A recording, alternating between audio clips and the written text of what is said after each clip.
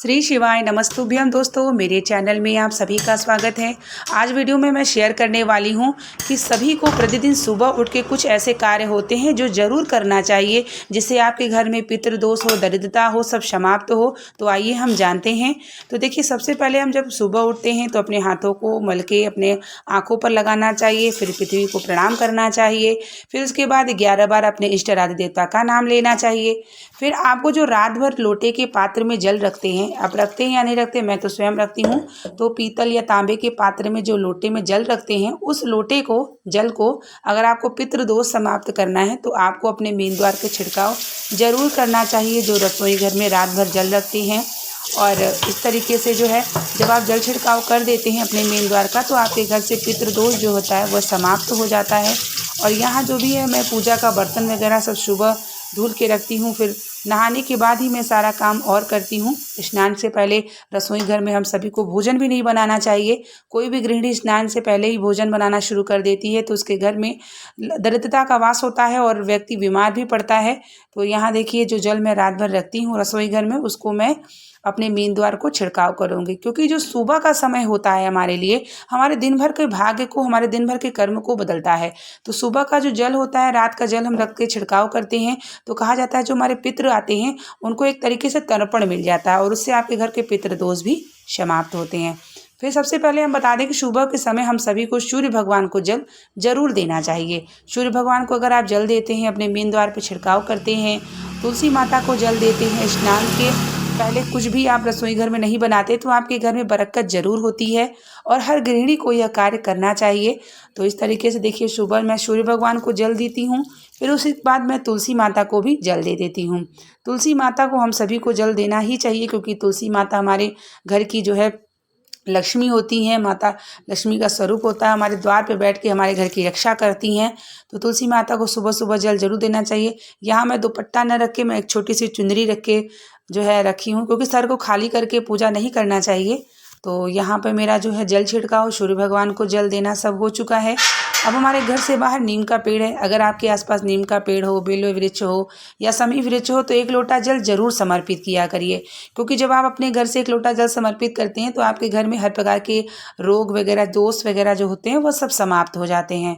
तो सुबह का मेरा ये दिनचर्या ज़रूर होता है कि मेरे घर के बाहर ही नीम का पेड़ है, तो मैं एक लोटा जल वहाँ जरूर समर्पित करती हूँ। माता शीतला से प्रार्थना करती हूँ कि घर में हमारे आरोग्यता हो और माता शीतला की कृपा दृष्टि बनी रहे। उसके बाद अपने हाथों से ही हमें अपने मेन द्वार को साफ करना चाहिए। जैसे हम अपने मेन द्वार से हम प्रवेश करते हैं, उसी तरह हमारे देवी देवता भी मेन द्वार से प्रवेश करते हैं। और सुबह सुबह होके ये सब अगर आप कार्य करते हैं ना, तो आपके घर में निश्चित ही दरिद्रता कभी नहीं टिक सकती है और आपके घर में लक्ष्मी स्थिर भी होती हैं और आपके घर में पितृ भी प्रसन्न होते हैं और आपके घर में हर प्रकार की सुख समृद्धि, क्योंकि जो सुबह का समय होता है हमारे लिए बहुत महत्वपूर्ण होता है। और सुबह के समय उठ के अगर हम ये सब कार्य नहीं करते हैं, तभी हमारा जो कर्म है और हमारा जो भाग्य है वो भी खराब होना शुरू हो जाता है। तो यहाँ देखिए, हम बर्तन जो है, पूजा का जो बर्तन होता है मैं धुल लेती हूँ। उसके बाद आराम से बर्तन वर्तन धुलने के बाद, फूल वगैरह सब स्थाई करने के बाद, उसके बाद ही मैं जो है पूजा पे बैठती हूँ। पूजा करने के बाद ही मैं कुछ भी ग्रहण करती हूँ, उसके पहले कुछ भी नहीं। और ना ही मैं रसोई घर में कोई भोजन जो है स्नान से पहले बनाती हूँ। सभी गृहिणी को कोशिश करना चाहिए कि स्नान के बाद ही उन्हें रसोई घर में कुछ ना कुछ जरूर बनाना चाहिए। उसके पहले अगर आप बनाते हैं तो वह शुभ नहीं माना जाता और आपके घर में कहीं ना कहीं रोग बना रहता है। तो अन्नपूर्णा का स्वरूप होती है हर गृहिणी, तो उन्हें स्नान के बाद ही कुछ ना कुछ ज़रूर करना चाहिए, जो भी बनाना चाहिए, नाश्ता भोजन जो भी आप बनाते हैं। और रसोई घर को आपको रात में ही स्वच्छ रख लेना चाहिए। गंदगी होती है तो आपके घर में पितृदोष और आपके घर में जो है लक्ष्मी की बरकत नहीं होती है। तो यहाँ मैं अपने लड्डू गोपाल के लिए दूध निकाल रही हूँ, क्योंकि सुबह और रात में दोनों समय मैं लड्डू गोपाल को दूध जरूर देती हूँ।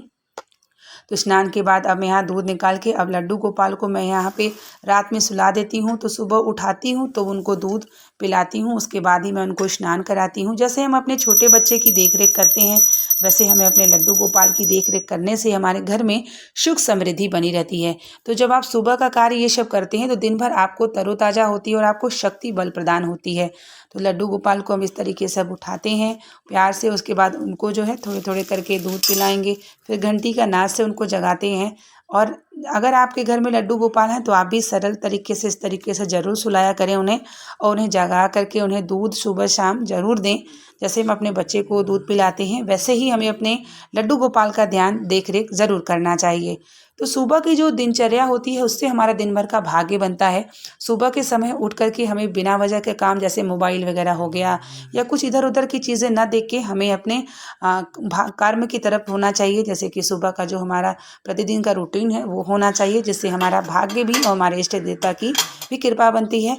तो यहाँ देखिए मैंने लड्डू गोपाल को दूध पिलाने के बाद अब भगवान शिव को स्नान कराऊंगी। उसके बाद मैं लड्डू गोपाल को स्नान कराती हूँ।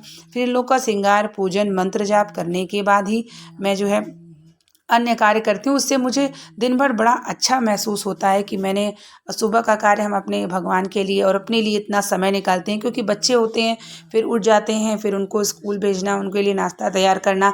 तो हम गृहिणी को अगर सुबह के समय उठ के ये सब कार्य कर लेते हैं तो हमारे घर में निश्चित ही पितृदोष और हमारे घर में माता लक्ष्मी का वास, कृपा और हमारे इष्ट राधे देवता की कृपा भी ज़रूर बनी रहती है। जितना सुबह आप पूजा कर लेते हैं उतना ही अच्छा माना जाता है। जितना ब्रह्म मुहूर्त में उठ के आप करते हैं कार्य उतना ही कहा जाता है कि ब्रह्मांड में जो है भगवान की कृपा और जागृत अवस्था में होती है, और आप पूजा पाठ या जो भी कार्य करते हैं वह और भी कहा जाता है कि तीव्र हो जाता है, सफल हो जाता है। तो यहाँ देखिए मैं लड्डू गोपाल को भोग इसी तरीके से मैं प्रतिदिन स्नान, उनको श्रृंगार के बाद, भोग लगाने के बाद, जल पिलाने के बाद उनके आसपास मैं ये सब चीज़ें रख देती हूँ। जैसे सुबह फल होता है तो कभी मैं सब फल चढ़ा देती हूँ, कभी कुछ कर देती हूँ। तो इस तरीके से लड्डू गोपाल की मैं प्रतिदिन गृहस्थ जीवन में भी बच्चों के साथ साथ मैं इनकी भी सेवा कृपा करती रहती हूँ, ताकि भगवान की हमारे ऊपर कृपा बनी रहती है। तो हमारा कार्य हर तरीके से ऐसे हो जाता है कि हमें पता भी नहीं चलता। तो यहाँ देखिए मेरी पूजा हो चुकी है, और जो भी मैं आसन बिछा रही हूँ कुशन का आसन बिछाती हूँ। कुशा का आसन बहुत शुभ माना जाता है। अब यहाँ में जो शुभ धूप बत्ती जो होती है, जो उससे थोड़ा सा जो लोहबान होता है उसका महक पूरे घर में दिखाने से हफ्ते में एक दिन जरूर दिखाया करें, ताकि आपके घर में भगवान की कृपा हो। जब ये सब सुगंध से भगवान आपके घर में ज़रूर वास करते हैं, और इससे कहा जाता है कि हर प्रकार के आपके घर से दोष भी समाप्त हो जाता है, नकारात्मक ऊर्जा समाप्त हो जाती है। अब यहाँ जो शिव की चढ़ा हुआ जल है, स्नान किया हुआ, सब घर में छिड़काव करेंगे। तो इस तरीके से अगर आप दिनचर्या नियम बनाते हैं तो निश्चित आपके घर में सुख समृद्धि आरोग्यता प्रदान होती है, पितृदोष भी समाप्त होता है, और आपके घर में सुख समृद्धि और शांति ज़रूर बनी रहती है। उम्मीद करेंगे कि वीडियो आपके लिए लाभदायक हो। इसी तरीके से मैंने सोचा आप लोगों को शेयर करूं, ताकि आप लोग भी इसी तरीके से अपने घर के सुबह उठ के हर गृहिणी दिनचर्या बनाएं, ताकि आपके घर में आपका परिवार सुखमय हो और आपके भगवान की कृपा बनी रहे।